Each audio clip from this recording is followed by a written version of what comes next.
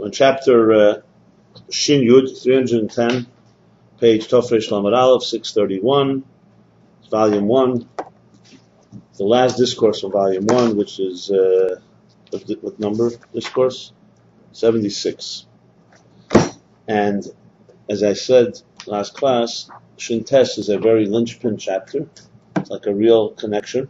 It's almost a summation of everything before, meaning a big part of what we learned before. And what he's essentially said was that there's a whole series of interfaces that begin from Atzmus and move their way through above Ishtalshlus and through Ishtalshlus to connect us back. And what are they? First, of course, is Eir. Kili Atzmus HaNishmasha Etzem Agala Eir. Shalifi Eifna Atzmus. Eir is the word used, the closest word that we can find to use of taking something that is a non-defined, Mitzias built Mitzias Nimtza, meaning a non-existential type of existence, God, essence, which can't even be described, and in some way manifesting in a way that ultimately existence like us can relate to it, meaning a defined existence can relate to it. So Eir is the ultimate interface, and its main power is its vekas to the makir, its source. Because of its bittul, it can do that type of dual role. Because you could right away argue, Eir is mitzias. We don't care how much bottle it is. So it's already a step away. It is a step away in the sense that Atzmus doesn't have to give oil. But the way it manifests is not in a yesh way. It's not about an identity. It has no identity of its own. So essentially it's an identityless identity. Where Atzmus you can't even call identityless. Eir you could. That's Eir. And its natural flow, and I say natural, quote unquote natural, is Blikvul. Why Blikvul? Because Blikvul means in the minimal, the Eir it doesn't have any shape and form yet, so it just manifests in an infinite amount of ways. Because it's reflecting its source. Since its source doesn't have any limits, so its reflection also doesn't have any limits. That was step 1. Then comes step 2, which is the example we use for koach HaNefesh. Koach HaNefesh is already not quite Eir. Koach HaNefesh, as he says, that's an example for Eir Shabbat B'midah V'Gvul. So now we're talking about an energy, a light, that is already manifesting in some type of form. Why koach HaNefesh? Because koach HaNefesh you have is, the Nefesh carries all kinds of faculties, but you define faculties now. There's Chachma, Bina, Chesed, Gvura, and so on. So it's still Eir, it still retains its transcendent quality, but it's our transcendence with some type of, the beginnings of some identity, let's put it that way. And this is called what we call Esesphiris Agnuzis. The Esesphiris that ultimately will manifest with real interkalim containers, go all the way up to the Shedish, to the root, Esesphiris Agnuzis, meaning in the vision of the divine. There's a vision now of not just Eir, I want to manifest, not just Eir HaBlikvul, I want to manifest an infinite amount of spheres, but this is how I want. Here, the artist has now chosen a particular structure for the art that he will create. That's 2. So that's actually Eir HaBlikvul and Eir HaGvul, which is a big central theme from Shavuos Ayin Gimel and on. That was the difference in Ovis and Matan Torah. Remember all that? We're holding. He's wrapping up now. He's wrapping this up. Okay, good. Yeah. Then comes from there. So it's great to see the connection. Yeah, sure. Yeah. That's that. We learn now also at the beginning. Mamash the beginning. It's unbelievable to see that. It's only the beginning. Yeah. In the beginning, he already laid out. Yeah. Okay. And then he teaches. It's interesting, by the way. I was going to start making a compendium. It's a lot of things. Pasuk Chalyo is like the foundation. A lot of things explain Pasuk Chalyo that we say. So anyway, anti law I'll call it law stima the chol stiman. That he says is Eir Blikvul. Antu the afikus eser tikunin. There you have right there in the beginning of Pasuk Chalyo. What do you have? The first thing is you are one beyond any number. You are one concealed from everything. That's Eir HaBlikvul. Then you have the next expression, Antu tafikus esutikunim, you are the one that from you went out, extended 10 garments that would become that we call 10 spheres. That's a lashon in Kunazer. There you go. And that's the afikos. Because you're now talking something that is not, when you say it's not atzmos, remember we're talking all conceptually. Everything is within, but it doesn't reflect atzmos. It's like saying that, let's say, when you say rotzen, reflects more of the soul than does chochmah. Not because the soul is close to us, because rotzen has not yet manifested. So it's more it's a more natural reflector of the source because it's so all-encompassing. As soon as something manifests in a container, you already can't say that it defines the source. It defines what the source wants. And you've been talking about this all the time. That Eir, all it cares about is what the source wants. Eir HaGvul, that goes into the Kelim, Eir HaGvul, that is. Eir HaGvul is already, it's relevant what the source wants, not just the specific thing that the source wants now, do this, do that. So if you're able to split an Eved into two, an Eved Pashut, a servant who's completely dedicated to his master.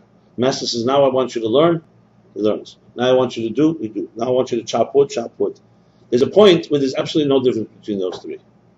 All is Be'in Hamar. But then there's a point where the source wants you, now I want you to be mislabish. When you're doing this specific thing, I want you to focus on it and stuff like that. So that's where the Eir HaGvul becomes like an Eir HaGvul, so to speak. So they've got two levels right there. Shekol Zeh B'chinas Gili.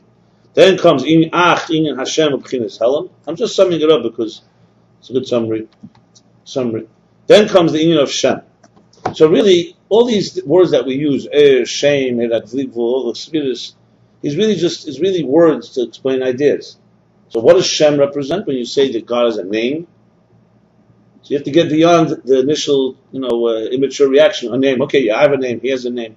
A name means something. A name conceals its source. As soon as you say something has a name, it's no longer a reflector. It reflects. Name, we say, if you wanted to teach someone what is the sun? The sun in heaven, right? The sky.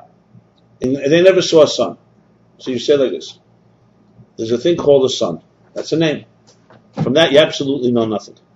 It could be a moon. It could be a cheese. It could be a table. Say this sun gives off light.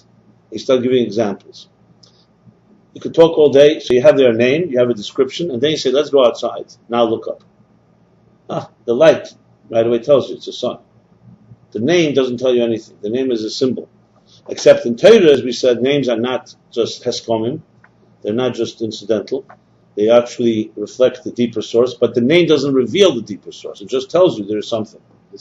So now someone, like a Rebbe, could see a name, you say Amisha Berach, a name has connections, but it's not in any way a revealed element. So that's what he says here. And this is the part in Pasach Elio. This is what you say. The name is B'derech Chal Zeh B'chinas HaKelim, Kama Gufim Tekinas Lon. So there you go. You have in Pasach Elio, you have the Antu, the Eir HaBigvul, you have the Eir HaGvul, and now you have the Kelim, the Gufim. And that's what it says. V'kant Ant Istalak Minai Yishtar Kul Shmon. It actually uses the word Shmon, names. So clearly, this is level 3. Shashem B'chinas HaKelim. This is fundamentally concealed. What does this mean? As he explains, not that Kelim, right? A line later he says Kelim's purpose is to reveal, but it's not to reveal to a lower level, like a lower student. So it reveals by concealing. Eir doesn't have such a concept. Eir does not conceal. Eir only reveals. The only thing Eir conceals is the Etz Atzmus because Eir is not Atzmus. So it can't tell you about that, and then we learn that it can even tell you that. But that's not because it's concealing to reveal, it's because Atzmus is just beyond everything. Here, you're already talking about a level that is concealer and a revealer. And this too is, you have to really concentrate on that because in our world we don't think like that. By us, you see it. So you see something, is this table a revelation or a concealment? The truth is it's a concealment. It's not a revelation. It's only a revelation as far as, our eyes. We see there's a table and it's not an empty room. But if you think from the big picture, anything that can exist in any tangible way is already a concealment of the higher source that we cannot see. So that's Kalim. And then he goes on, I'm not going to go through everything, he goes on the difference between Chitzenis HaKelim and Primis HaKelim, in Kalim itself, right? And what did he say about that? That is the level of Levush. That Kalim at the end of the day are united with the earth, like let's say the skeleton of a body. Whereas Levushim are even a further concealment because they're not connected to who you are. So Levushim is good, he says, is the outer containers, right? Later he says that Levushim is the level of Levushim of Atzilus, and then comes Levushim outside of Atzilus. This is that whole parenthesis. I'm just right. Then comes finally Malchus, koach, Malchus, Levush. That Malchus is the lowest of all levels, because in Malchus, like a shame, it does not reveal anything. When you say someone's a melech, it's just a name. He's an authority. It doesn't reveal any of his faculties. And that's where he concluded that Malchus, Trade Malchusay, is ha'ara, all comes from the level of Malchus.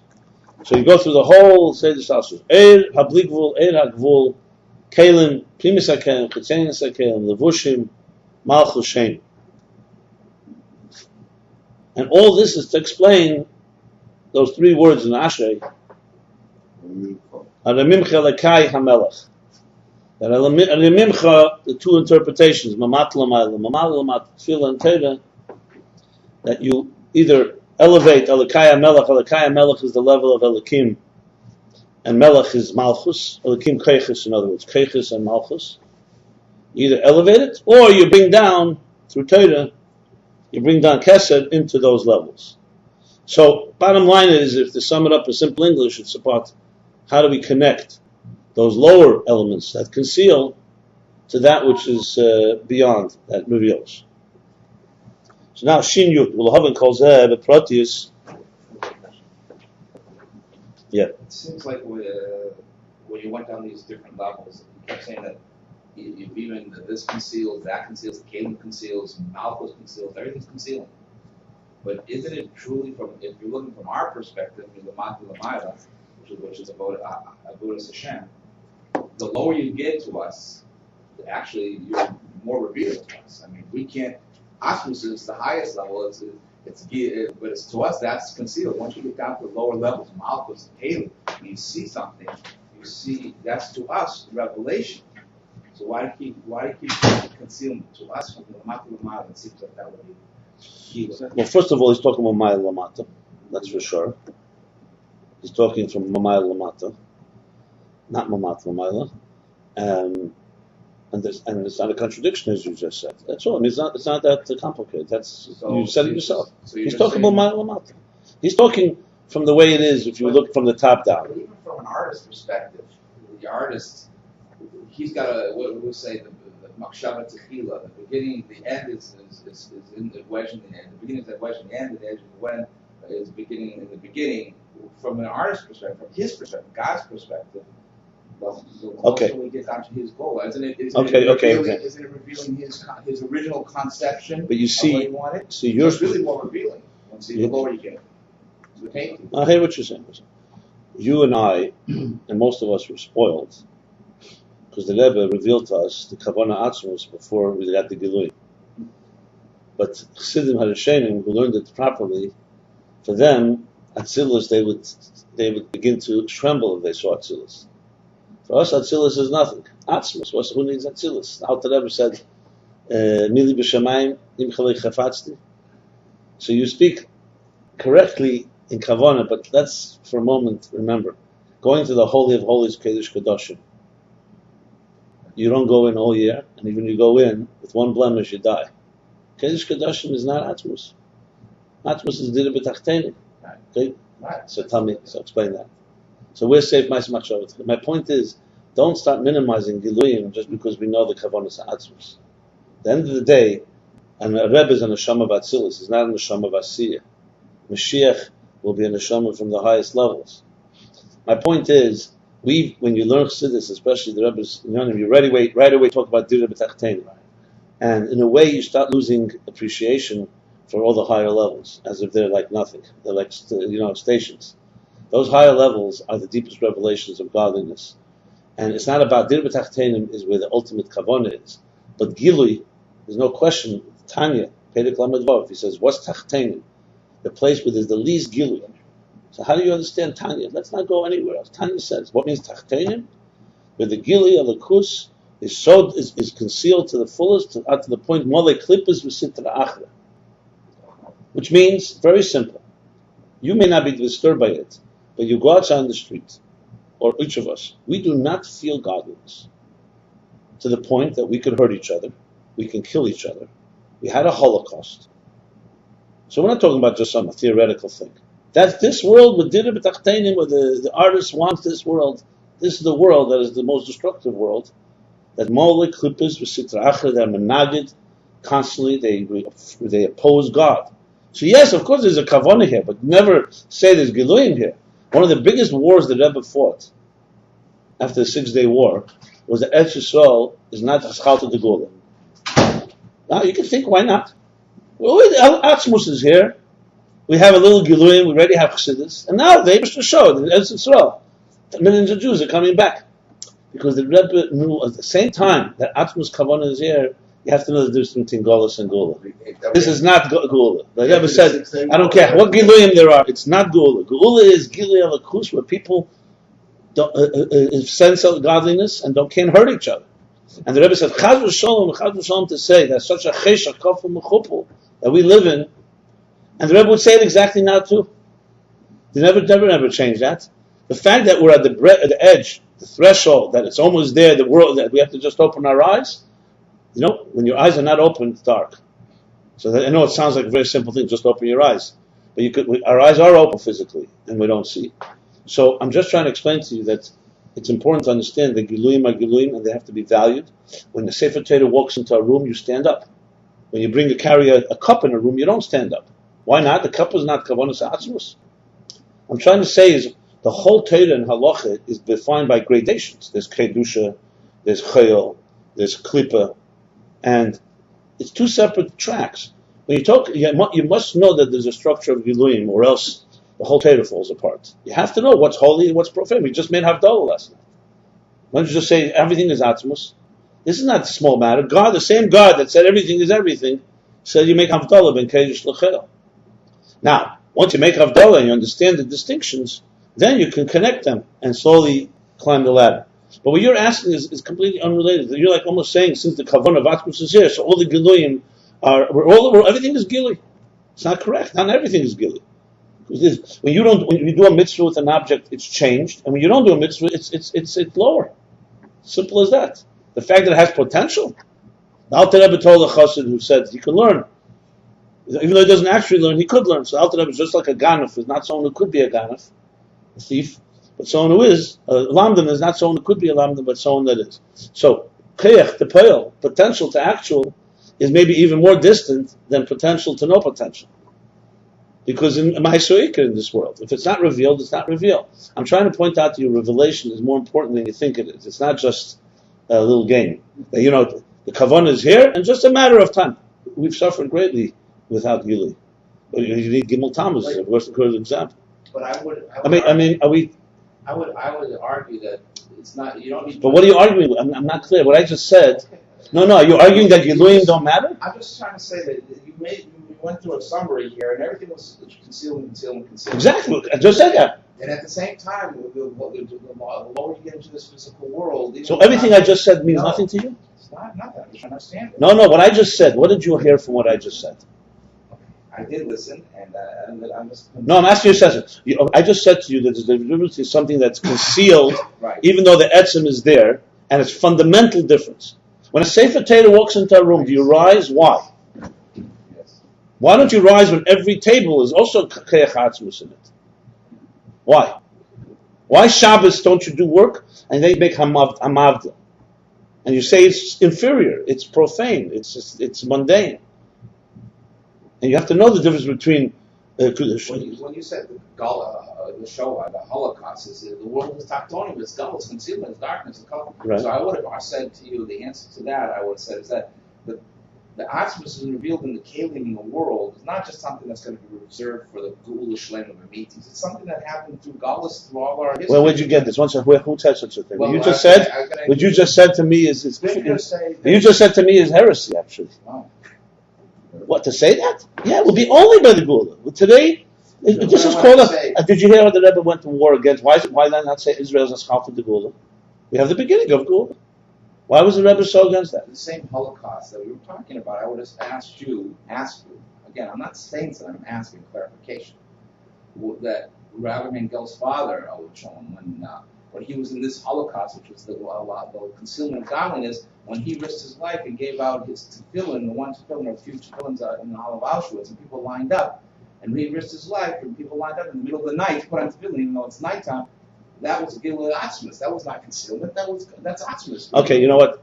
Let's say. I don't know. Did you hear this from somebody? Did you ever hear a Rebbe or any Chassidus say it's Gilui Atzmus? Mesiras Nefesh? Did you ever hear that? No, that the tefillin in the Holocaust was Gilui Atzmus. You ever see that? A source. I asked you a question. I asked you a question. That someone's saying that that's Gilui Atzmus. You don't have a source for such a thing? To me, it's to someone to say that it's almost obscene what you're saying. It's almost obscene. It's the ultimate. Mesiras Nefesh is Gilui Atzmus is an obscene statement. You just spoke about Mesiras Nefesh. You talk about a Holocaust with 6 million, 1.5 million. Of a Jew in Auschwitz. So this is called Gilui Atzmus. I think so. This is the Gula we were waiting for. I didn't say it's Gula. I said what do you? I'm saying that it's Gilui Atzmus. I say Mesiras Nefesh in the time of Galus for godliness is a revelation of and Atzmus. So what about? Let's talk about the 6 million that didn't put on film, that were. They walked to other. No. 6 million, 1.5 million innocent children. No, sir. I asked you a question. Okay. A child being put into the crematorium and being burned to ashes. Is this what? Also Gilui Atzmus? No, I'm saying. No, because I'll tell you why it disturbs me greatly. Because if a Holocaust survivor was sitting here, he'd probably punch you in the face. Because what you're saying is very nice for somebody who's not there. It's disturbing to me because it's like so distorted. You're talking about one of the worst tragedies. One of the worst, the hell of a Heston, and nothing deeper hell of a Heston that Jews were treated that way. You're giving me some redeeming factor because someone put on film. You get inspired by that? Fine. You weren't in the Holocaust, so how could you even talk about it? You're sitting here in the comfort of your luxury. I'm not talking about you personally. I'm not putting these people down. I'm just the opposite. I'm respecting them with unbelievable respect. Let's put it this way. If a Holocaust survivor was insulted by what would you say? That something wrong with him or something wrong with you? Let me ask you. Be careful what you're saying, because what you're saying is very insensitive, and I would say even not tailored. Yeah, and also not up to tailor. I never heard the Rebbe ever say anything close to something like that. When a chassid went in Russia, that you get an inspiration from a person. Fine, so that's nice. Was talking about his grandfather and you completely ignore the whole darkness of it. You just choose this one act of Mesiras Nefesh as if nothing else happened. Is that not a distortion? I think to me it's a revelation of Atzmus. Okay. But if you're saying it's insensitive how I said it, I obviously have to learn how to say it properly. Okay. If you were a Holocaust survivor, you'd have the right to say it. If not, you have to be careful what you say in these things. The point is, I don't see the contradiction. Helen the Hester. Rabbi Miguel, who is my teacher, there was a Holocaust survivor, and he always says that what he went through was a Gilui Atzmus, and Gilui of godliness. And that he proves it by going up and showing his numbers. He says, this reveals to me, this proves godliness in the world. That's what he says. Okay, so let's put it this way. Chapter Shintes makes total sense to me. We live in a deep, dark gullus. Tachteinim is Tachteinim and Gilui Elikus. You have to deal with Alter Rebbe, explain to him how the Mesiras Nefesh is a contradiction to Tachteinim, because it's not. Alter Rebbe makes it very clear, Tachteinim, this world, is the lowest of worlds. He says clearly, that there's no Gilui Elikus at all, to the point that there's Klippus and Sitzach that Menaged Elikus. That's the premise here. You have a question, we could address it another time. But that's definitely what is the point, and it's pretty straightforward. Okay. Sent to Avram Giluim yesterday, right? Avram. What did you Giluim yesterday? Shin Yud. Ulahoven calls that Prati is to understand all this in detail. Sarach lahagdim tchila. We have to preface by first preface. In Elokei haMelech. What is Elokei haMelech? Tihin Elokei Loshen koach. Elokei is from the meaning of koach, a faculty, a strength, as he interpreted earlier, if you recall, right here in chapter Shin Hey. So at the bottom there, he's explained that Elokei is koach. He brought a proof for it. Elokei Loshen koach Loshen Ayole haaretz. Ele haaretz. Powers. The powers. Power. Okay. Kamoi, this Ele haaretz. Huh? Ele means like the powers of the land. Canal Perik Shinhei. Oh, actually, he's saying this himself. Like we learned earlier, chapter 305. While Pipashu Loshen Elokus. But Bapashtus, what does Elokei mean? Elokei means my God. Godliness. The Elokei haMelech Beis Volume. Seemingly, they're two separate things. The Elokus hainu ha'or Elokis. Elokus is a reflection of godliness. Shu b'chinas er v'gili hamispashim min ha'etzem. That's a revelation and a reflection that extends from the essence. U'kumei Atzilus shenikra Elokus. When we say Atzilus, it's called divine, Elokus, godliness. It's an expression, an reflection of the infinite divine light from the divine emanator. The Maitzel Elyon is called Elokei, the God. It's Maitzel referring to Atzilus, so he's like the source of the emanation. Elokei.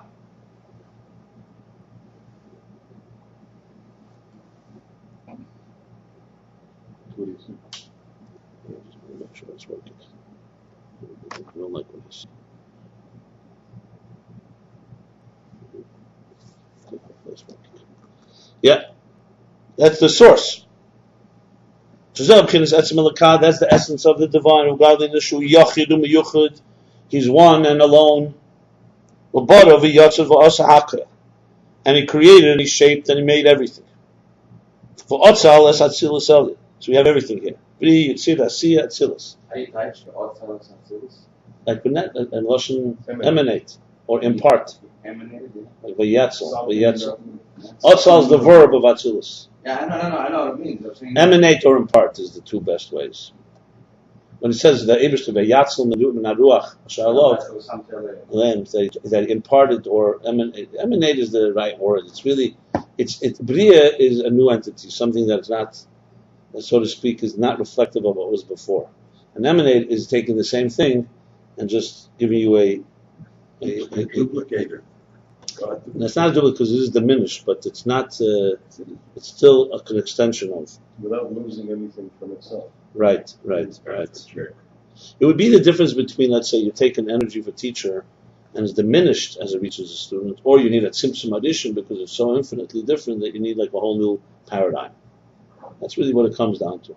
Is there a new paradigm or not a new paradigm? It could be the same paradigm, but in a much more diminished state. That's the whole discussion about Gilei Helen Yashmaim. Whether Atzilus is revealing or it's concealing. The bottom line is, so all this is Elokus. But Atzilus nikra Elokus.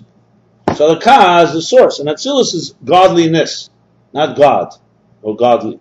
Godliness. It's an extension and a reflection, an expression from the Etzem Elokei. It's interesting how he touches it here. The Atzilus is. By the way, that piece about Esesfiras Agnuzis, that we don't understand it at all, and it's all intuitive, is word for word from the Tzemach Tzedek. which one? The part that we don't understand. No, that whole, and The Ha'or itself is Tzemach Tzedek. part of it is also a little. Yeah. I would understand that the name is from the Tzemach Tzedek. I understand what you're saying. Yeah, but the Plim I also thought was from the Rebbe Rashab, but okay. No, that I hear. That makes sense. Fine. Okay, that's the beauty of this. V'hi dvuka ba'etzem u'k'moy etzem. So she's driving the point home. That it's attached to the etzem, and it's like the etzem. This is a perfect example, by the way. This is not Helam. This is Gilui. In every possible way, it's an extension of godliness. Like every level of Eir, that's connected, that's cleaves, that's clings. How would you type Dveikus? Davuk. Cling. Cleaves to its source. Like we learned earlier, chapter 279, and in many duchtin, many essays, discussions. Once we're in the world of Atzilus, don't we speak of already? It's already divided as a spheros, isn't it? The light. But he's not getting into that right now. He's talking about the godliness of it. He's talking about the godliness. Atzilus is a godly world. Yes, but the question is at what level we're talking about? Isn't it already lower? He's building up a question here that how could you say Elokei is koach, which is nivdal and separate and concealed, when Elokei literally means godliness? How do you call it godliness and also koach? That's what he's building up to. So he's proving that Elokei is like Elokus, which is like Atzilus. Yeah, before he discussed that there's Eir HaBli and there's Eir HaGvul, and Atzilus obviously goes in the category of Eir HaGvul. Right. But that's not relevant here. How's that? It's still Eir.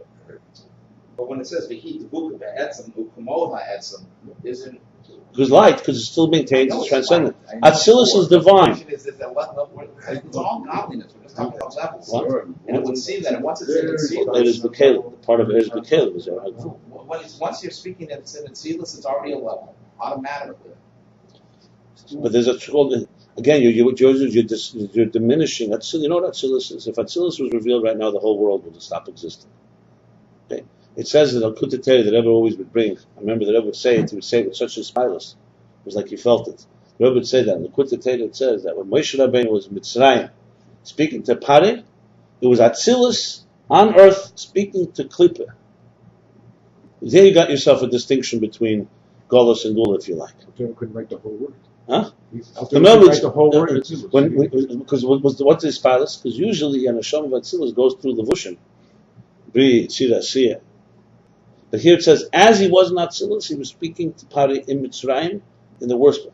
In other words, I remember the Rebbe saying it quite a few times. It's critical to understand, and I'm just reiterating it again. If you have questions like this, it's not for this one. The distinctions between Kedusha and Klippa, and between Atzilus and lower levels, is not incidental. The whole foundation of Yiddishkeit falls apart if you start tampering with those distinctions, and you start saying everything is Atzmus.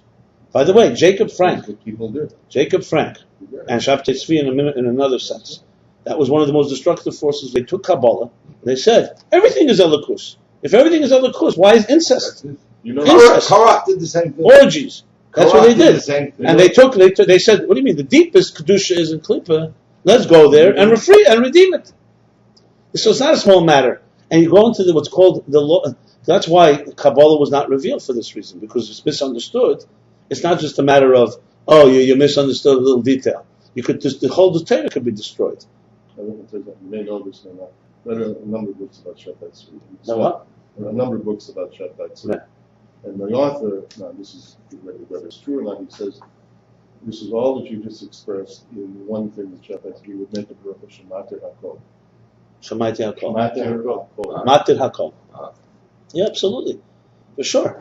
The Rebbe's and the Snagders to those few individuals in the beginning of the 50s was not a small matter, because they were tampering with that to know where the line is. The Rebbe was criticized by those of going out b'chlal. It's not just a simple matter. It all makes sense to us right now, but let me just say something. 1 second. From a halachic point of view and a historic point of view, what the Rebbe did was absolutely radical. Halachically, first of all, historically, when the Shalim was being destroyed by Sheni, so Rabbi Yechim ben Zakkai was able to smuggle out, the Gemara tells the story, to get to the Romans, and he had access. And instead of asking that they preserve Jerusalem and the Beis Volume, she asked for Yavne v'Chachamel. And he was criticized by his colleagues for the city Yavne and its wise, for the yeshiva. Establish an outpost. Right, to start. And he was criticized by his colleagues that you already had access. You should have asked for the Beis Hamikdash. But but the fact is, he was right. First of all, he knew he wouldn't get it. Even if he get it, it would just delay the process. God already decided that Beis Hamikdash is going. It's not a matter of the Romans. The Romans were just looking. And it corrupted it. Right, it'd be corrupt. So, but what he understood was the wisdom that we're now entering into Golus, and now we have to start building outposts, so to speak. Yeah, no, but it was 1 second. So ever since then, the Jewish approach was you come to a city, build yeshivas, shuls, and so on. Here, the Rebbe came after World War II, and come to the suddenly took all the students and said, "Don't stay here. Go out there to places, and not, halachically, you're supposed to choose a city where there's Torah mitzvahs. You're supposed to choose. It says where you're supposed to live. You're supposed to live, right, where people are Hashem Torah mitzvahs. You don't need extra nisyanis. So you can make an argument with the Rebbe get the bread cut. So obviously, as a Rebbe, he understands, and in retrospect, we all understand. As a matter of fact, those that go out are probably more better than those that stay in ghettos. But my point I'm trying to make is that the approach was always that you what was the point?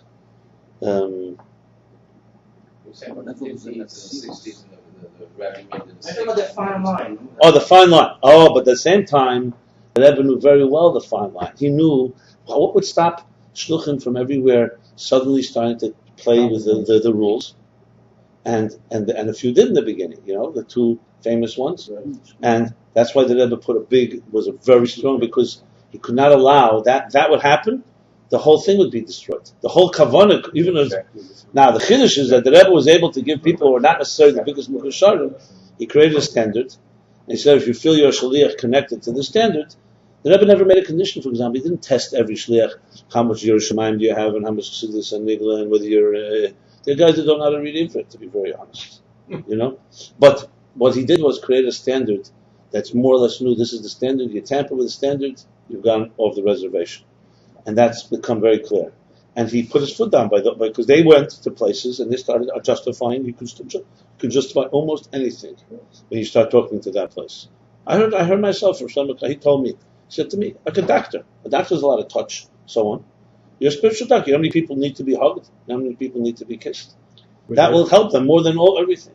You could explain it. It could explain anything.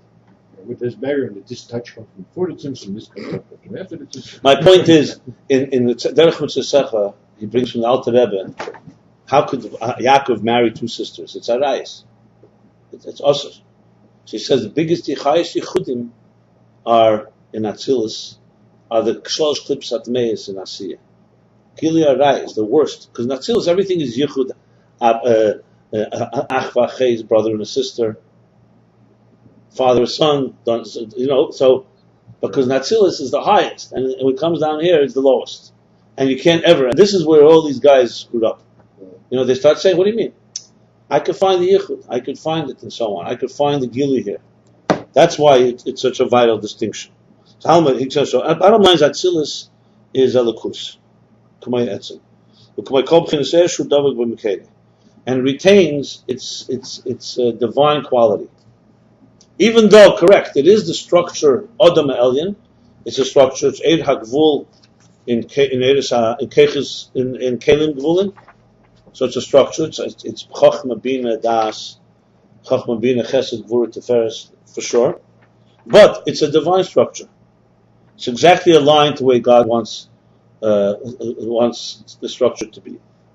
The koach ain't b'chinas, and koach is not revelation. The kol koach ain't ispashas ha'adam b'mkeireh, because every koach is not an extension, it's not an expression of a reflection from its source. The koach hu davar b'fnei atzmei shenimtzu b'mkeireh, because a koach is a separate thing that comes from the source. So, for example, maybe I'll give this example, but let's take the nefesh, just for example. There's koach ha-nefesh, there's chayes ha-nefesh. The fact that we're alive, you would say, is a reflection of the soul's energy to give life. But a faculty called, let's say, the power to walk, or the power to see, or the power to conceive. Yes, that can be a very strong power, but by definition, it's a power that is one piece of what the nefesh is able to do. It's not like saying the reflection of the sun. An example would be from the sun. Yeah, if someone was able to, let's say, extract from sunlight some type of infrared something and has an impact, that's a koach of the sun. That would not be called the Eir of the sun. The Eir of the sun carries koachs within it. Or mimic it with a fusion reaction in hydrogen or something. Right. How would you say it's Ayin Beis Volume? So what is The way he says it is nimtza memkere. Nimtza is different than ispashtus memkere.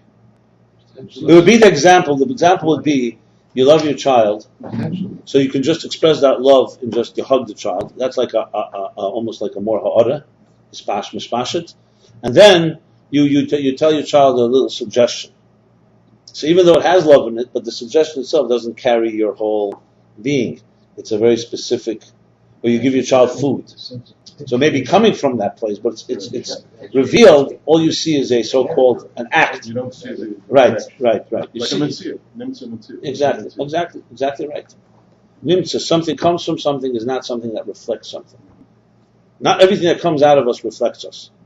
Not every word you say, not every act you do is a reflection of you. And there are times that there are things you do that reflect you. Yeah, that's what he uses the whole time. That's the opposite. That's where. Look. Just a question.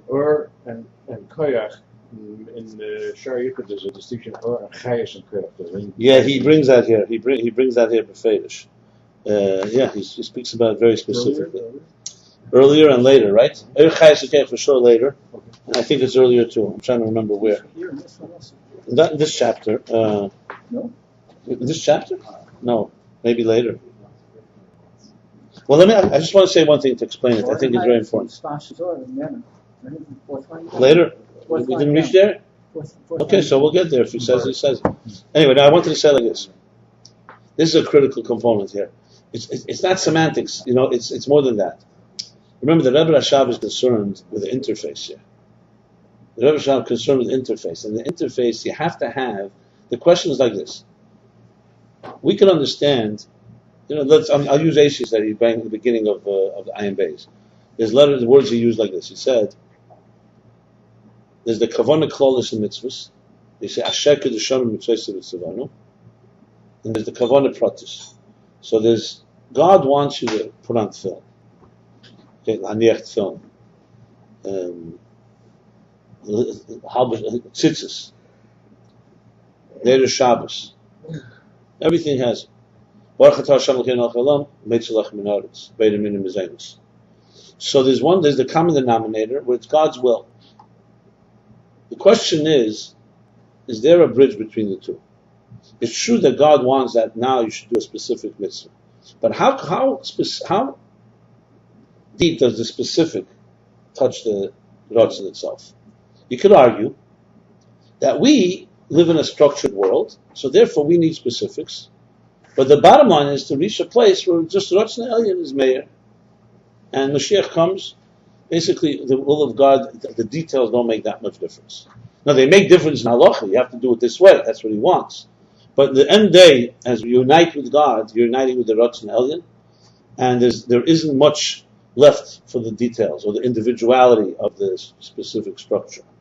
You could say, for example, the Mukubalim that held the Shitta, that air is pshutus, that air does not have particles, and it's basically pshutus. That was their argument, because how could you ultimately connect the finite with the infinite? You could say the finite is necessary to reach the infinite, because God wants, my Ratzon, I want it to be through Tefillin, through Shabbos, through Kashrus. But once you make the connection, in a way you almost discard the details. B'dakus, you could say it's like what the Rambam says, that the ultimate schar is not the shamas begufim, it's the shamas alone. Because the body is ultimately an inferior entity. It cannot experience the divine. The other argument is, and Chassidus ultimately, the other argument is that he wants dafka the kelim, and he wants dafka chesed and gvura. How do you connect chesed to Ratzon, which is pshittus? So the answer is you don't really connect to the highest. It's more, you have more slapshus and less of the etzem. And Chassidus, or Arizal, then Chassidus reconciles the two, that since God has been beyond both of them, you could ultimately have both, the specifics and the etzem. But it's not so easy to understand, because it's much easier to understand how one dominates over the other. It's more logical. That's why we have to travel upward slowly till we get to a point where we can understand that paradox. And ultimately, it's a paradox. It's saying, you and I will be, like I mentioned in the pasuk, Lo yalamdu eidi shesre'eyu, ki kulam yedi esi, lemektanim v'atudelu. So there are contradictions. One person will not teach as another. And then even more, ki kulam yedu esu, everyone will know esi, atzmus, and then it says, lemektanim v'atudelu, from the small to young to old. So then it's so kulam and kalam adelim is a contradiction. Lo yilamdu. So what makes him a cut and this one a dog? So the Rabbi David brings, and the Rebbe brings it, explains, because it'll be etzem and giluyim together. If you talk about etzem, everyone will touch the etzem. But this one will touch it through small containers, and this one through larger containers. And even then, Mashiach will teach Torah. Koam kuleh. So what means lo yilamdu? We won't need anyone to teach us that about the etzem truth. But we'll need people to teach us the giluyim. And you'll need to climb. You could say, when you have etzem, what do you need giluyim for? You're ready in the essence, because God, in His mysterious way, wants structure. And He wants individuality united with that which is beyond individuality. It's a contradiction. But remember, you're talking about a place where there's no contradictions. The question is, can we relate to no contradiction like that? And the only way we can is by climbing. So ultimately, at the end of the day, everything in Ayin Beis, Chassidus and Kabbalah in general, is that subtle place where infinite and finite meet. And you could have Etzem doesn't have any questions like that. It's a question from your point of view. Right. Etzem can't. We can't relate to an Etzem without a Gili Etzem, because then we have no connection to it. A Gili, I mean, that would be like you and I sitting in a room and we don't even see each other. We don't talk to each other. That doesn't make sense. However, how do we have a relationship?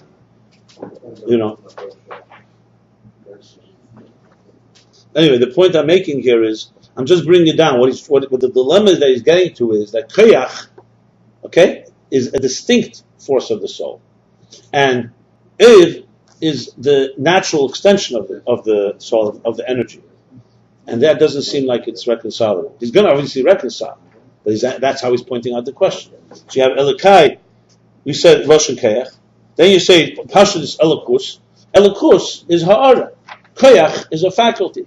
In other words, the sphere of chesed, would you call it eir or identity called chesed? So generally you could say there's the eir chesed, there's the koach chesed, the energy in the container. Here he's talking about the thing itself. This is really, in a different word, that question. Which one is it? So there's the Kabbalists that say it's like light that's colorless that goes into tinted glasses. Right. But we know that's not the position that Chassidus takes, and the Ayin Beis for sure not. And the energy also has. But that's the dilemma. He's not saying it in those words here. Here it's more eir and koach. If the colorless light can go through the colored cavity, it means that the colorless light has within it that capability of going through color. No. But But what you just said is that someone talks about. Right. That's what they talk about. You could say that. Right. No. But because even those that say it's colorless also has, because something, right. For example, donuts don't fit into that color. Right, exactly. But then there's the people who actually say that they have to say there's actually color before it enters. It's the whole beginning of Ayin Beis. Okay, No, but not what you say. No, they talk about that and they say no, that there's actual color, real color, not potential and so on. That there is real chesed and gvura in it. That's chat eres mitzviyah. No, but you could touch two ways. You could touch, like you said. The fact that it goes in, you have to say that it has some type of this, or you could say it actually has something. You can interpret that itself two ways. You mean koach or foil that has these colors, koach or foil? Yeah, but I'm saying that the Rebbe Rashal's maskana is for sure that it has it even, not just because of the in the motion and the physicality of the tinted lens. What it's doing. But to answer the question that is pages and pages, I'll show you where to learn. I know. This he discusses. Look, Shmaya Vavtalion shared an idea. Shammai heard Gvura, Hillel heard Chesed. The question is the Gvura and Chesed only because of Shammai's containers and Hillel's containers, or is there something in the idea? There is, yeah. Not only is there something in the idea, Shammai can go back to his teacher, hear it again, and come back with Chesed, which is a proof that it's there. Because if it was just his container, how could it be? You can't change its container. You can't change your spots. So you have to say that so you're talking with water. It's hard to really talk because water. Bottom line is I'll give you an example. A prism with light is a good example. Right. White light, Right. that's bent. Colors. It has colors. And no question it has colors. Right. And then, but when you bend it, it's revealed. Right. So it's not really white. White. It just appears as white, or white is the whatever you want to call it. Right. But you could argue, and Mekubalim argue, there are that say that absolutely the light has nothing at all in it. Now, Chassidus makes it clear that even those Mekubalim can't say nothing. But relatively speaking, it's ultimately levels. That's what it does come down to. But don't dismiss it. There's real fundamental halachic differences between one opinion and the next. Chassidus brings the difference. There's real differences because ultimately it comes down to how much. Let's put it this way: in our language, how much of your individuality remains divine, or how much you have to give up. I'm not talking about yeshus now, self and interests that are hypach of godliness. We're talking your individuality. Ein de saying shavus.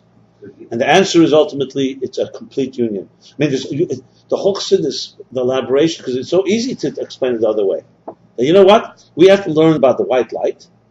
Learn how to not worship our individuality and our distinctions. And I'm not saying that's easy, but it's more Far Eastern than that, actually, in a way. But that's why I said to you, quantum is not enough. By us, Chassidus wants quantum in a linear world, not just escaping to quantum, and that's great. It wants it back in. That's the hard part. And the truth is, it's really what the physicists can't figure out. How do you connect quantum with macroscopic physics? By them, it's a split. By us, there can be a split. I see no stereo with that. Fine, I also see no stereo ultimately. In physics alone. Because you know of Atmos, but they don't know of Atmos. You're extrapolating beyond the mathematics. You're not Right, exactly. Because you know that there's a keach hagvul and keich habli gvul are the kshem sheyesh lekeich habli gvul. Leave the whole framework of the picture. I'll tell you later. okay. But the argument between the Alter Rebbe and the Brewer, is it being resolved by the Rebbe Rishabi? Oh, well, hold on. One second. You're jumping. Is it Alter Rebbe and the Gra about Simcha Pshuta, you mean? Yeah. First of all, there's much more arguments than Simcha Pshuta. I understand. That's what You're talking about two. That's what we're talking about now. So. No, he's not talking about Simcha Pshuta. Is a different discussion. It's not. It's related, but it's not. I wouldn't jump there right now. That's another. Right now, we're talking here. I'm just trying to put in context why he's bothered by this question, because this is what it comes down to. So that he's going to spell it out. He's talking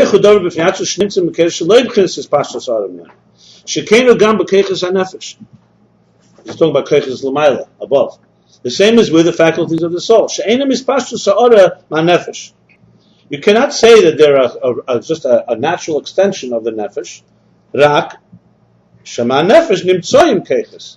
From the soul, from the spirit, nimtsoyim. Emerge, I don't know what's the word, nimtsoyim. Appear. How do you translate nimtsoyim?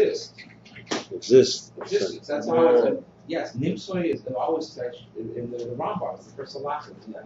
Metzias. Nimtsoyim keiches. Shein kamoy dvarim nivdalim imenu. They are like separate forces from it. Shanefesh be'etzem l'chayis. Here we go.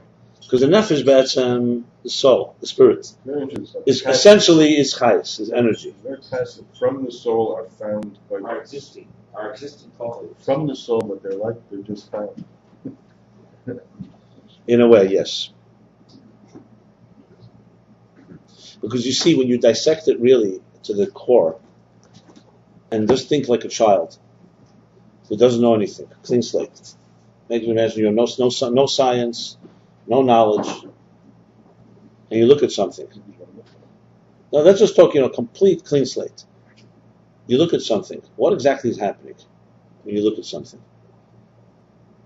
So, without all the theories, something is, we say, light bounces off, so it hits your eye and you see something. That's right away an emanation. Something is flowing between two entities. Right? You speak to someone. So the speaking is a form of transmission. The question is, this transmission, how much of it is you, or how much of it is just something you've just thrown out, so to speak? So you say nimtza would be something that just like, I'd say the word is This is a little bit technical, but they're like from the soul, there are faculties induced into existence, like by induction. It's not a direct. And then there's just. Huh? I don't know what Induction is at a remove. Listen, he's explaining on the parentheses some more. So the nefesh on its own is chayes, which means it's fundamentally a life force. Chay be'etzem. Explained that before. It's not chay lahachis. It's just like you think of it like a generator of energy. Whereas, let's say a wire would be a transmitter. You wouldn't call a wire a chay be'etzem. A wire is carrying energy from one place to another. A generator is a chay be'etzem. Okay. Well, and therefore, when you say v'chayes hanefesh, that's his pashtus of that. It's a reflection of that energy. So put a soul in a body, and it gives it life. That's it. We're not talking about any specific faculties. The chen t'nuah chiyunis, not only that you're alive, but even a t'nuah chiyunis, that you see movement. You see a person's arms move. You see them walking. I'm not talking about faculty. I'm talking just a t'nuah chiyunis would be a live movement. A movement. Seeing signs of life. Signs of life. Okay, good. Vital signs. Who's pashtus man nefesh to koach naneya. That's also an extension, an expression of the nefesh. Why? Because everything that is alive moves. It's a very in other words, movement is a sign of life. Not movement is a faculty of life. It's not a tool of life. It is a sign of life. I think that's what it comes down to, with its faculties and tools. That's the words I would use. It's like, I'm thinking for a second. Clearly, there's so many examples of chassidus. When a person, let's say, knocking in a nail with a hammer, obviously it's coming from your nefesh, but it's a detail that's being expressed from you, as opposed to somebody who's sitting in Fabrenga and talking about what's bearing their soul. You can't compare the two. I mean, just as an example. So everything that's alive moves. But the faculties, which are intellect and emotions, not his pashtus. Now, don't get wrong. His pashtus here means a natural extension without any, what's the word for it? Without any interruption, without any channeling. Think of it like a projector of light without a film. It's just projecting itself. No gap, no barrier. Right. That's what means his pashtus here. Well, Perik Reish Gimel, earlier in chapter 203, Mizbar, we explained Shanefesh be'etzem mohusehu chachma. So there we go, like a shtickle contradiction. Chachma is chachma. The nefesh be'etzem is chachma, which is a faculty, the koach. Why? Because in truth, the essence of the soul of a human being is wisdom. There's the distinction. I have to go back to Reish Gimel to really appreciate what he's saying. He's not saying the chachma is that it is life. He's going back to Etzem and Giluyim here. 1 second, let me see. I just want to remind myself what was the context. Reish Gimel. Just a second, my friends. Oh, Rotzen, I remember the Gili of Tainug. Right. Okay, yeah, it's definitely a different sugya. Are you talking about Chachma Tzemah? Yeah. Because what he says there, now I remember. What he says there is that God, the way God created existence, He created wisdom, and wisdom is an interface between Etzem and Giluyim and details. Because Chachma has bittul, koach ma. But it's not because Chachma is a faculty that is suddenly the Etzem. It's because Chachma has something in it that is not faculty-like. Not the opposite. Not because the nefesh is expressed as a faculty. Understand? That's a distinction. It's a major distinction. That's why Chachma is wonder. Koach ma. It's a faculty that has elements that are not faculty. It reminds, basically, you know what it does? It reminds you, that's where the interface. It reminds you in the world of faculties of something that's beyond faculties. It's koach reminding you there's air. That's what Chachma is. Chachma is koach ma. Koach air. That's it. Very good, yeah. That's why he's bringing it here, because it's in a way. So he's saying Le'il, we said that, but there we're talking about be'etzem, there's chokhmah there. But has galus in ha-nefesh. You want to know what is the nefesh? Its personality, but in a revealed way, hu chayis, it's life. Actual chayis atzmi, except in the soul, it's an essential chayis like the generator of chayis. But chayis lahachis, who is pashtus. And the energy that so-called, that it gives life, when you see the life force within the body, that's his pashtus. But it's his pashtus from the etzem. It's a potential. Actually, what I just said about Chochmah is not really, I just want to say, even though I just answered it that way, which I think is correct, but the Rebbe Rashab is not saying exactly, because he could have said that. He could have said, that what we discussed there is we're not talking about Chochmah the koach, we're talking about Chochmah the I think he's saying a little more here. He's saying, that's Amiti saying that it's Chochmah. But this galus, there's another aspect of this, that the nefesh on its own is really chayis, it's not Chochmah. It's probably connected to that. Okay, fine. Here we go. That's why the nefesh is only a cause for the faculty of Chochmah. It's not an etzem and it's pashtus from the etzem. So it's koach and poyel. Or koach is from the nefesh. Look, we can elaborate. I think it's pretty clear. Many examples, but it's Just repeat that. basically, he's saying is there's a distinction between oyer and koach. Like we see in koach and nefesh. Oyer is an expression, an extension of the source without any filters, basically. So, since the source in this case is life, energy, so what's its expression? Life. When you see life, when you see movement's expression of life. A faculty is already a distinct expression. So it's nivda, right? So, though it comes from the soul, but you can't say it's a full reflector of the soul. Basically, what he's saying.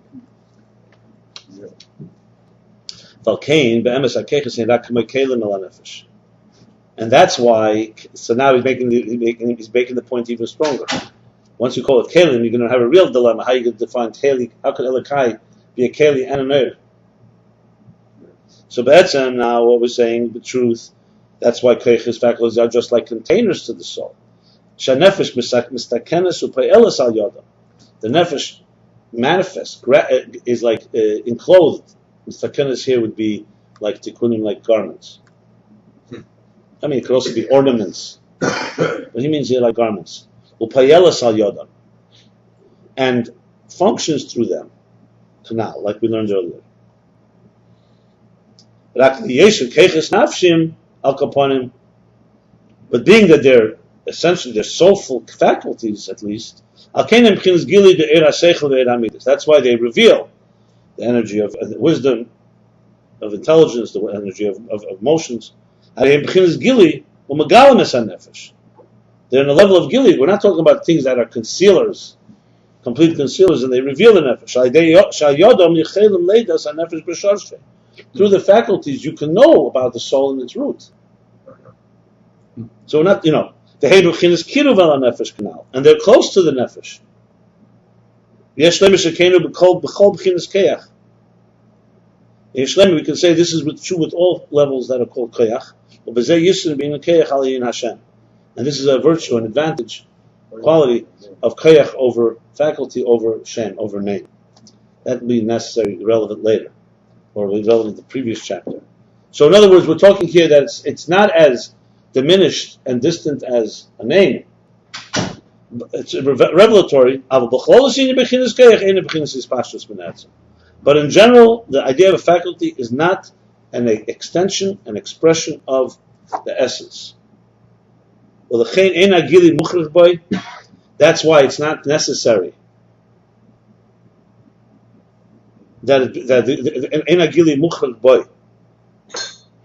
meaning it's not an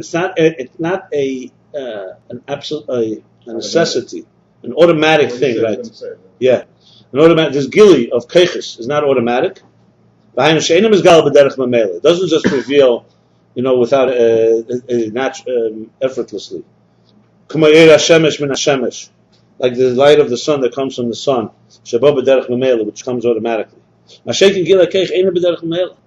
Revelation of a faculty is not automatic. We need to understand that. Because 1 second, when you close your eye and you open your eye, it seems automatic.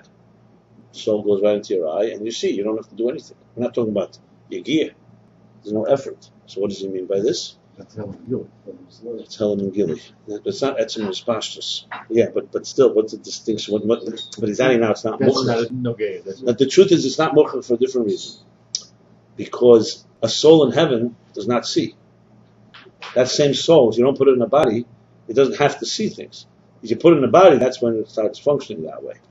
But it's not fundamentally. But in heaven, a soul is energy, life. It is.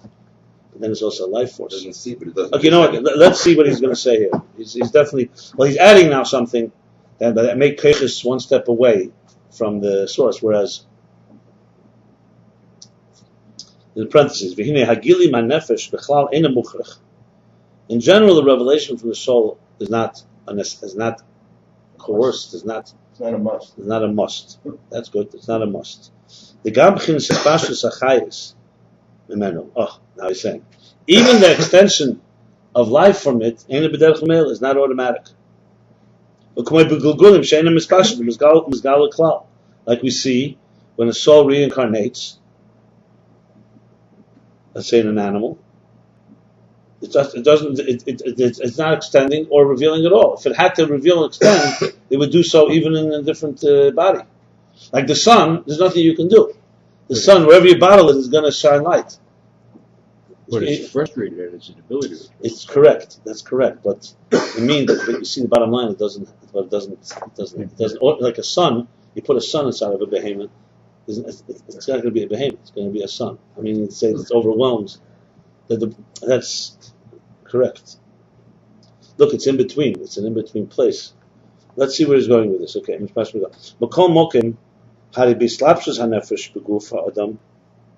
Nevertheless, that although fundamentally the soul does not have to give off light, nevertheless, when it manifests a soul inside of a body of a human being, a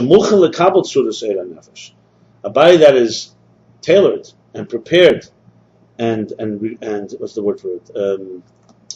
Been tailored, but been also groomed. Yeah. To receive the Tzudas Eid HaNefesh, meaning it's a container it's a body that's ready to receive that Tzudas. How would you translate Tzudah here? It's not just no, it's more than that. Tzudas Eid HaNefesh means the ruchnis almost, the ethereal configuration of the Eid HaNefesh. But the more, it's like Chemer being Mekabel Tzudah. So the Chemer is like ready to receive this. It's like you've done enough to make it ready to. Tzudah is generally form, it's correct. The form of the soul, but here he means form Tzudah higher than Chemer. He doesn't mean here Tzudah like lower. He means it as a. It's like he's basically saying the more ethereal part of the soul, the body is tailored to receive. That's what I just said before. Then the energy automatically doesn't need a particular effort. Automatically, it will reveal the ein b'chinas isaskus benefesh, and it does not need isaskus, exertion. If you take a look at Remember this we learned before isaskus.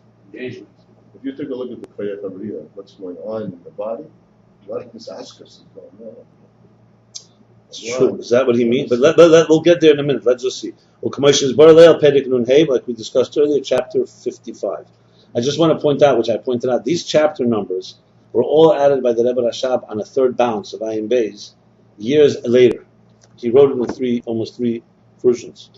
And you see how many chapters he adds. You can imagine he went through the whole Hemshech Mamish from beginning to end. And all the parentheses are in the later versions. No, the parentheses could be before and after. We're talking about the chapter numbers. He actually changed. But he would change it. If it was a Maimer name, he would change it to a chapter. In some places, he just added many chapter numbers. You have to say, in other words, he's simply Be'il and learned the whole thing again and adding all these chapters. There's a point which There's no Hemshech, there's no Chassidus like that. That literally written, that means almost like Tanya. Madura Kushena, like meaning that he wanted this to be his final, so this is an ultimate work. In Chelik Beis is a place where the chapter number stopped. Right, yeah, because he didn't continue, because he didn't finish. Some say it was already Ayin Tess already. Because from the Maimorim, he quotes, some of them, it's Maimorim from Ayin Tess and Ayin Beis. That means he was writing all the way. The Rebbe Rashab stopped saying the Memshech we said in Lubavitch. Stopped delivering it in Lubavitch. You said something with the Bochum. Right. We stopped writing with the book. Stop writing, actually. Mashenkin, okay, so basically in this parentheses we still have an issue here. What means the koachs are not b'derech memela?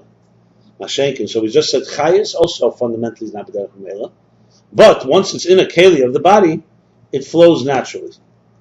By his askus here, does he mean intentionality? I'm not sure yet. I want to see what the koachs. Let's see in a second. Mashenkin are koachs. By contrast, the faculties. Gam kishmislapshin b'kelim be'evri haguf. Even when they do manifest in the containers and the organs of the body, they do not reveal automatically. Let's see what he's doing. And before chapter 272, one second, this boy explains because it comes through a Dovra Mafsik means a shield, not a shield, something that blocks some impediment. That was how we define it. Dovra Mafsik? A separator.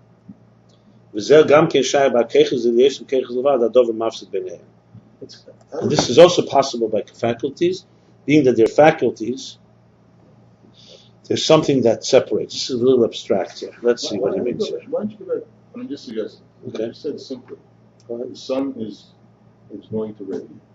You can put all the blockages in front of it, it's still going to radiate. Right. You don't have a working retina, a working optic nerve, Correct. all those things you're not going to see. That's mamish b'derech hamel. That's the ultimate b'derech hamel, right? It's The the sun. sun. Yeah. Got it. But the sight, the koach aliyah, has all this aspects of all the biology, and everything has to work in line, and everything has to be connected. And that's it. Translated into a working perception. You could say that. I didn't say you can't say that. No, I am. I'm looking at the words here, trying. Okay, no. What's that? Now let's go over it a moment. Let me think if that's actually pshat. Let's see. But he began like this because the koachs are nivdal, not like the eir. That's why lechein ein hagili muchach. That's where it began. This whole point. The gili is not necessary. It's not a must, as you put it. Okay. Which means Einim is got like the Shemesh, which is a must. Shemesh is this. It's Einim b'derech hamel.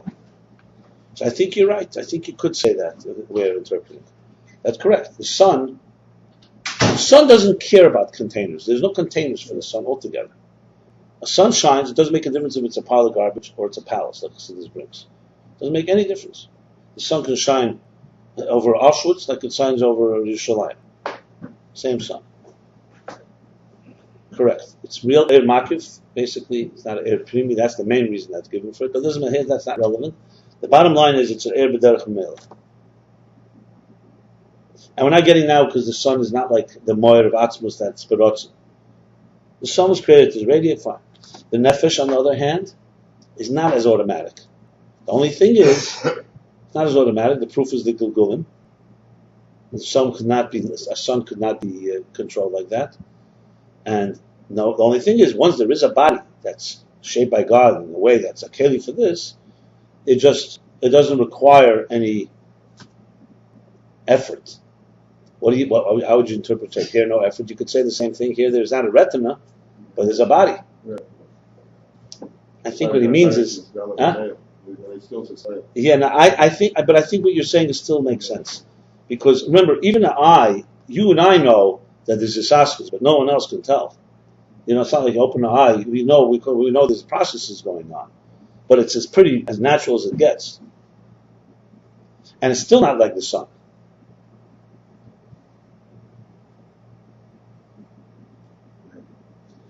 There's a few ways to interpret it. I would have to look at the previous way. You see, he's bringing from previous because it's a Dovra Mafsik. Because you could explain it several ways. You could say one way you could explain it is that a nefesh b'chlal doesn't need a body. You could say it's a shlemus. It's a force. It's a force. It's right. It's told to go into a body. It goes into a body, A nefesh is an air primi fundamentally, because it has koach nefesh, so it will express itself. So you could argue that that's what it really means. The sun, on the other hand, is not like that. The Gilgal argument. This is also Yeah, you could say that, but he's not saying that specifically. He's not trying to give the nefesh so-called independence from its function. That's not really what he's focusing on. It's speaking more of the way it expresses itself. Quality of expression.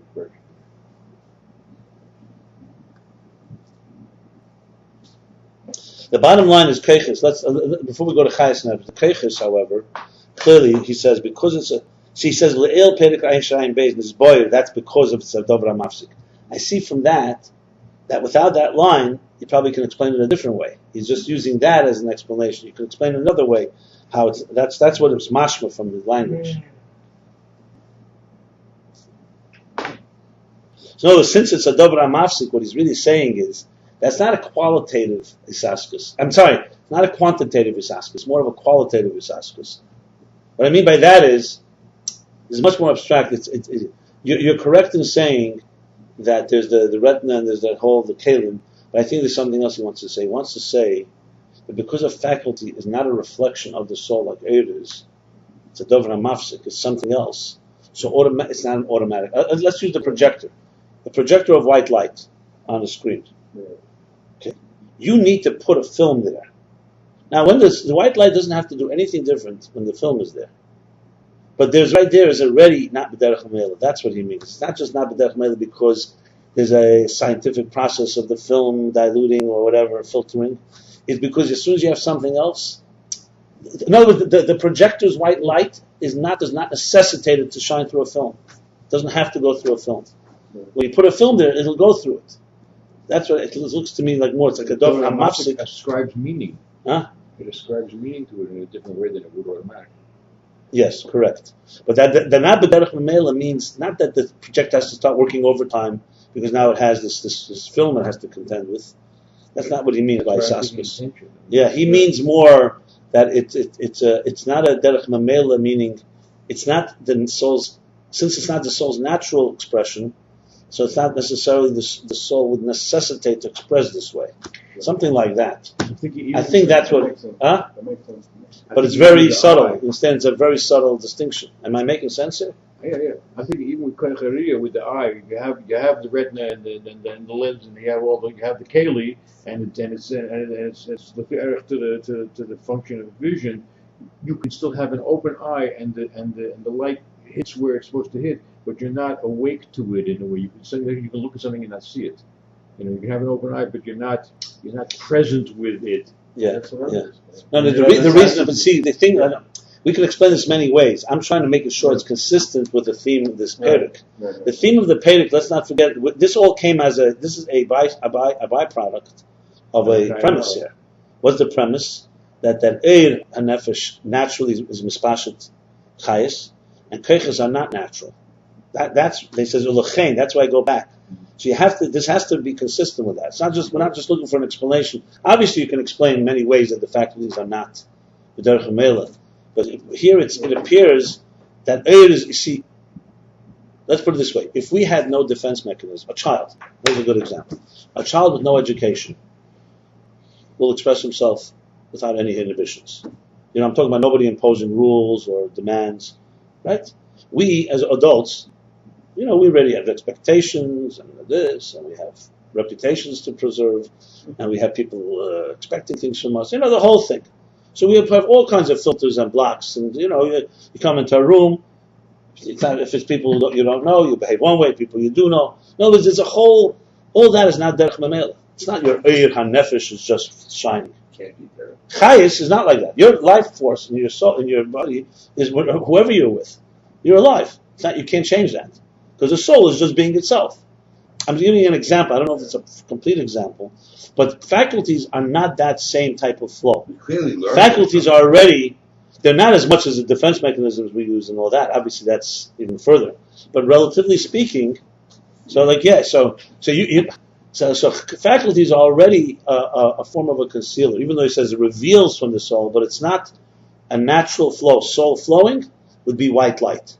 Faculties, you're already dovra mafsik, and therefore you have some There's some detached element. There's something detached. That's the bottom You line. learned clearly that the And Eir is not detached. The or had changed to go to the Keli. I think that's the right word. Detached is a key word here. Niftal is detached.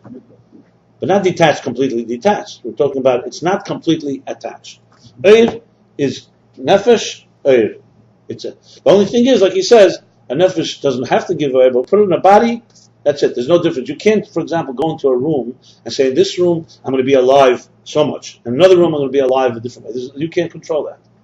Once it's life force is from the beginning, from the moment you're born till the moment after Me'ev Esrim, it's a life force. There's no change. You can't even control it. So that's a factor also. The fact that you can choose to open your eyes or not, the fact that you can choose to think, to conceive or not, that already tells you. You can't choose to stop living.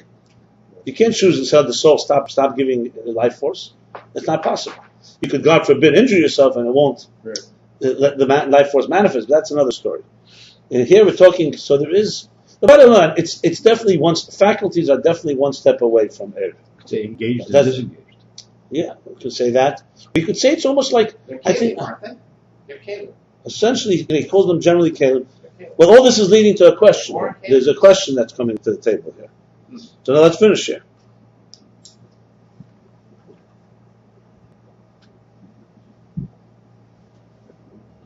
So this at the end of the parentheses, interesting. He adds a line that before page Ayin Beis he said this is because there's a dover mafsik, and then he says v'zeh gan ken shayach ba'keiches dilesim keiches levad. How would you translate dilesim keiches levad a dover mafsik? Dilesim keiches levad a dover mafsik b'nei. Or do you read like this? Dilesim keiches. Being keiches levad a dover mafsik. No, they're not. Yeah, being that they're keiches, they're only keiches, they're only faculties. That's why there's some you don't see and hear. Step in between. And seichel midas don't get together so easily. Don't see and hear.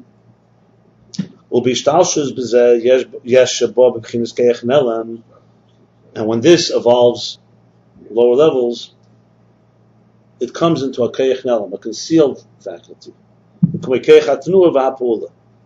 Before he says, you see, like for example, faculties like chokhmah, midas, intelligence, and emotions.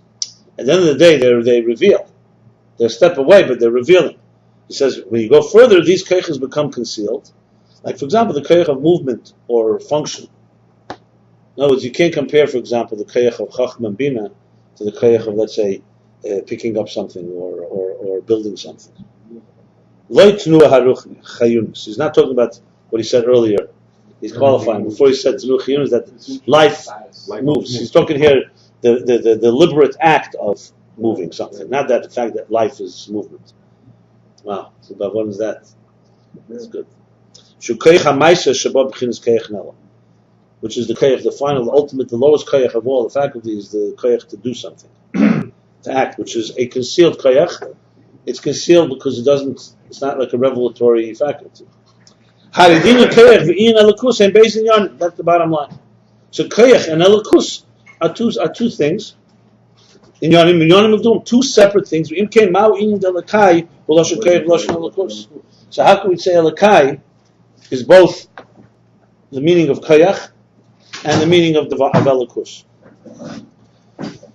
So did you think about that when you said Ashley yesterday? No, he answered it in good things. You want to give us a summary of the answer? It's somewhere in between, right, Doctor? Do you have an? It's always well, you have to have the whole introduction. But the summation is that it's both. Yeah. Okay, so that's obvious. Look, the question is not a question. It's not a quiz. The question is meant to, because remember the Rebbe Rashab is struggling. As I said, you learn Chassidus not just to learn the Haskalah of it. You're learning it Begela Pale. How can our detailed faculties connect with godliness? That's really the question. If you want to translate in Aveda, it's not a Haskalah question. It's an Aveda question as well. How could my specific faculty, which is detached even from me, let alone from God, suddenly become one with Elokus? To me, this speaks to the question of how can I fulfill my potential.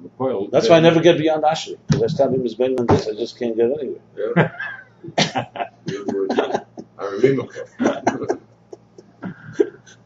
Right? I mean, this is like, and you don't, You just hack it off. God is this, God is that. By the way, I just realized in the beginning, I can get the beginning, it was a whole long Hezbollah Baruch Shoma. And now he's explaining Yashka. Right. Yeah. By the way, in the whole Torah, I have a kuntus in the whole Torah they gave out now. Recently, for Ayin Beis, all the Pirushim and Tefillah from Ayin Beis. No, I think there was a whole long Hezbollah Baruch Shoma. No, for sure, there's a lot of subplots going on. In the whole Torah. Yeah, I have a copy of it. Very interesting. It's good because you see almost the whole kuntus Hatzilah is. Who wrote it? The Rebbe Rasha, Bochum, they just collected of Ayin Beis Pirushim and Tefillah. Yeah, the whole bit. By the way, you can make a whole book just on Bira Pasuk Eliyahu from this Ayin Beis. No, but even here he has even more. Yeah. Those are coming on the Rebbe Rashab is Aziz.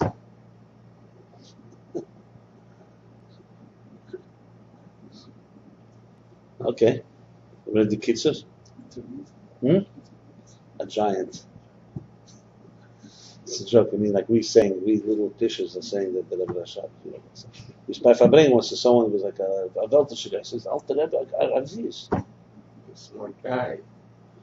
So someone said to me, "That's an Aziz." The first thing was Aziz. Good head on his shoulders. He's going to get somewhere.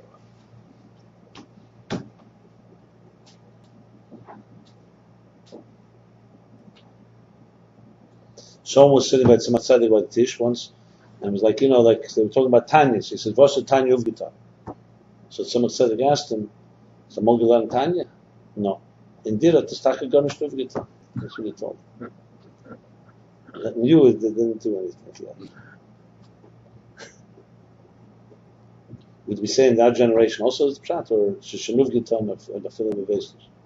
No. It's clear. Other Milan. It's clear that So was it? if you didn't get there, then it's missing. Not found. I guess we all got it. I have a question. Yossi. Yeah. I read like this. I saw recently the Shalah. Yeah. He was a big giant. Arov, in Krakow, and all these cities in Europe. And the last years, he went to Israel. Yeah. That's where he wrote Shara Shemayim, the Siddur. He came. Now, Glamban, they came to Israel. He went through Damascus. He writes, and he met Rachav, Chaim Betal, who showed him Kisveri's. And because of that, he changed a lot of his safe. He added a lot of Kisveri's. And he writes this. I can't believe this. Shalah is no push-up. He writes that since Matan Torah, there was no such Gilui like Kisveri's. Without hesitation, he writes that. So I'm wondering what he would say if he saw Chassidus. What do you think? And he was also going to find revelation himself. They say the Alter Rebbe was a Shalayit. They say Pisofrim is the Maral and the Shalah. Shalah and the Maral. You ever learn Shalah? Yes. Shalah is you see the roots of Chassidus. No, when you learn Shalom, after you learn the Chassidus, then you understand. Yeah. Learning Eitz Chaim also lately? It's not. Eitz Chaim is a different level. It's revelation. Whoever wrote that is, you either. So let's read the Kitzur. The Kitzur Vivayit in Elokei Shu Loshen Keir V'Loshen Elokus. Explains the union of Elokei is both the meaning of koach, faculty, and G-dliness. V'haloi hein inyanim nivdalim. And aren't they two separate things? Elokus er v'gili. G-dliness is a v'gili.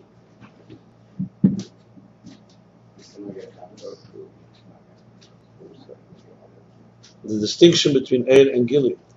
I'm not sure what that is. Eir v'gili. Okay, revelation and revelation, fine. The koach hu shenimtza ma'etzem l'davar b'fnei atzmei. And koach is that it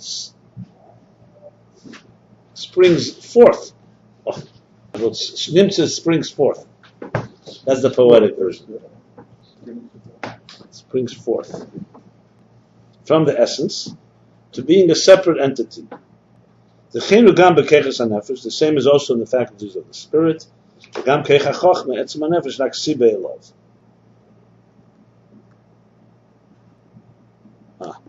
He's saying a little differently. He's saying that even koach chachma, the essence of the soul, is only a cause for it. It's not the thing itself. Right. It's not mukhlich. Now he brings the parentheses, but talking about the parentheses with chachma. Hold on.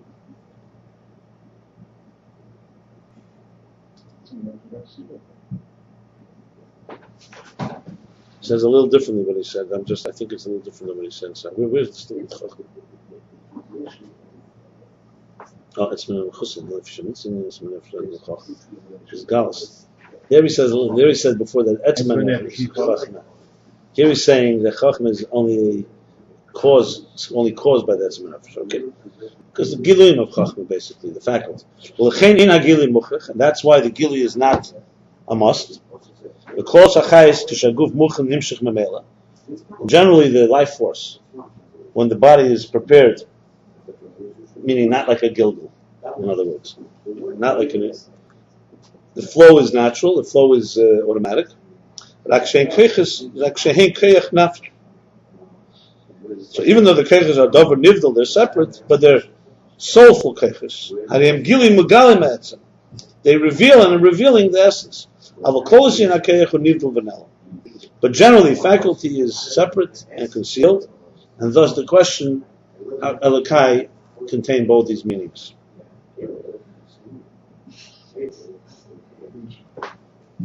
Shall we stop here? We finished.